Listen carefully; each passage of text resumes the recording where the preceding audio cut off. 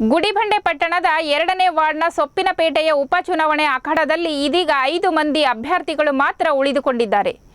ಓರ್ವ ಅಭ್ಯರ್ಥಿ ನಾಮಪತ್ರ ವಾಪಸ್ ಪಡೆದ ಹಿನ್ನೆಲೆಯಲ್ಲಿ ಕಣದಲ್ಲಿ ಅಂತಿಮವಾಗಿ 5 ಮಂದಿ ಅಭ್ಯರ್ಥಿಗಳು ಇದ್ದಾರೆ ಅಂತ ಚುನಾವಣಾಧಿಕಾರಿ ಅಮರ್ ನಾರಾಯಣ ರೆಡ್ಡಿ ತಿಳಿಸಿದ್ದಾರೆ.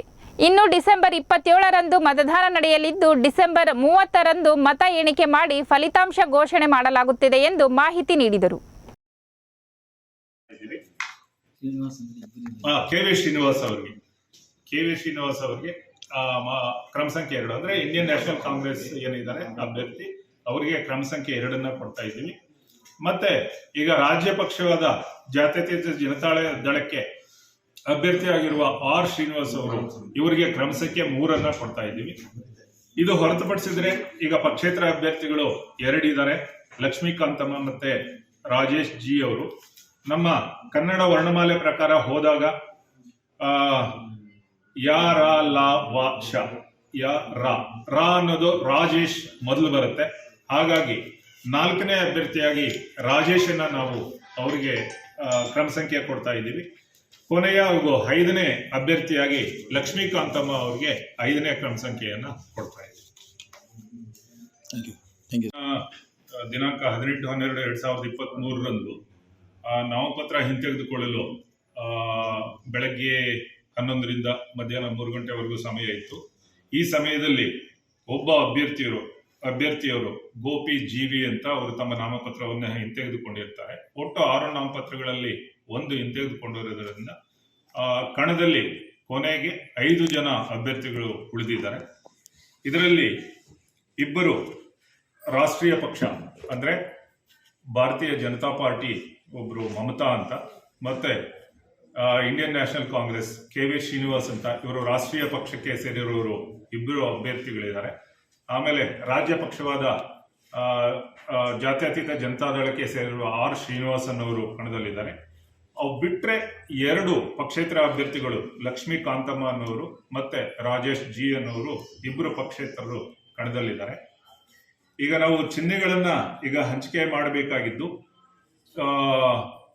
ಸಾಮಾನ್ಯವಾಗಿ ಈಗ ರಾಷ್ಟ್ರೀಯ ಪಕ್ಷಗಳಿಗೆ ಮತ್ತು ರಾಜ್ಯ ಪಕ್ಷಕ್ಕೆ ಈಗ ಆಲ್ರೆಡಿ ಚಿಹ್ನೆ ಅದು ಚುನಾವಣಾ ಆಯೋಗದಿಂದ ಅದು ಫಿಕ್ಸ್ ಮಾಡಿರೋದ್ರಿಂದ ಅದು ಹೊರತುಪಡಿಸಿ 2 ಪಕ್ಷೇತರ ಅಭ್ಯರ್ಥಿಗಳಿಗೆ 2 ಪಕ್ಷೇತರ ಅಭ್ಯರ್ಥಿಗಳು ಮೊದಲನೇ ಆಯ್ಕೆಯಾಗಿ ಪ್ರೆಷರ್ ಕುಕ್ಕರ್ ಆಯ್ಕೆ ಮಾಡಿದ್ದಾರೆ. ಮತ್ತೆ 2ನೇ ಆಯ್ಕೆ ಆಟೋ ರಿಕ್ಷಾ ಆಯ್ಕೆ ಮಾಡಿರೋದ್ರಿಂದ ಅದಕ್ಕೆ ನಾವು ಲಾಟರಿ ಮೂಲಕ ಯಾರಿಗೆ ಯಾವ ಚಿಹ್ನೆ ಕೊಡಬೇಕು ಅಂತ ಲಾಟರಿ ಮೂಲಕ ಆಯ್ಕೆ ಮಾಡಲಾಯಿತು. ಅದರಲ್ಲಿ ಲಕ್ಷ್ಮೀಕಾಂತಮ್ಮ ಅವ್ರಿಗೆ ಪ್ರೆಷರ್ ಕುಕ್ಕರ್ ಚಿಹ್ನೆ ಬಂತು ಮತ್ತು ರಾಜೇಶ್ ಅವ್ರಿಗೆ ಆಟೋ ರಿಕ್ಷಾ ಚಿಹ್ನೆ ಬಂದಿದೆ. ಆಮೇಲೆ ಈ 5 ಜನ ಕಣದಲ್ಲಿರೋರಿಗೆ ನಾವು ಇದನ್ನ ನಾಮಪತ್ರದಲ್ಲಿ ಯಾವ ಕ್ರಮಾಂಕದಲ್ಲಿ ಇವ್ರ ಹೆಸರು ಬರುತ್ತೆ ಅಂತ ನೋಡೋದಾದ್ರೆ, ಈಗ ನಾವು ಸಾಮಾನ್ಯವಾಗಿ ನಾಮಪತ್ರದಲ್ಲಿ ಕ್ರಮಾಂಕವನ್ನ ನಮ್ಮ ಕನ್ನಡ ವರ್ಣಮಾಲೆ ಏನಿದೆ ಆ ವರ್ಣಮಾಲೆ ಪ್ರಕಾರ ಇದನ್ನ ನಾವು ಡಿಸೈಡ್ ಮಾಡ್ತೀವಿ. ಹಾಗಾಗಿ ಈಗ ಇರೋ ನಮ್ಮ ಕೊನೆಯಲ್ಲಿ ಕಣದಲ್ಲಿ ಉಳಿದಿರುವ ಅಭ್ಯರ್ಥಿಗಳಲ್ಲಿ ಮಮತಾ ಅವರಿದ್ದಾರೆ, ಶ್ರೀನಿವಾಸ್ ಕೆ.ವಿ. ಅವರಿದ್ದಾರೆ, ಆರ್ ಶ್ರೀನಿವಾಸ್ ಅವರಿದ್ದಾರೆ, ಮತ್ತೆ 2 ಪಕ್ಷೇತರ ಅಭ್ಯರ್ಥಿಗಳಿದ್ದಾರೆ. ಈಗ ಇದನ್ನ ನಾವು ಚಿಹ್ನೆಯನ್ನ ನಾವು ಕೊಡುವಾಗ ಏನ್ ಮಾಡ್ತೀವಿ ಅಂದ್ರೆ, ಈ ಕ್ರಮ ಸಂಖ್ಯೆಯನ್ನು ಕೊಡುವಾಗ ಮೊದಲು ರಾಷ್ಟ್ರೀಯ ಪಕ್ಷ ಅಂತ ತಗೊಳ್ತೀವಿ.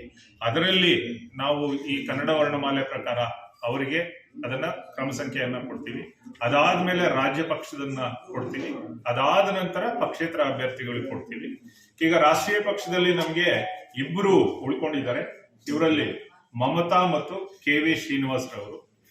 ನಾವು ಈ ಕನ್ನಡ ವರ್ಣಮಾಲೆ ಪ್ರಕಾರ ಹೋದ್ರೆ ಮಮತಾ ಅನ್ನೋರು ಪಾಪ ಬಾಬಾ ಮಮತಾ ಅನ್ನೋರು ಮೊದಲನೇ ಹೆಸರು ಬರುತ್ತೆ. ಆ ನಂತರ ಶ್ರೀನಿವಾಸ್ ಅವರದು ಯಾರ ಲಾವ ಶ ಶ್ರೀನಿವಾಸ್ ಅವರದು 2ನೇದು ಬರುತ್ತೆ. ಹಾಗಾಗಿ ಕ್ರಮ ಸಂಖ್ಯೆ 1 ಮಮತಾ ಅವರಿಗೆ ಕೊಡ್ತಾ ಇದೀವಿ. ಕ್ರಮ ಸಂಖ್ಯೆ 2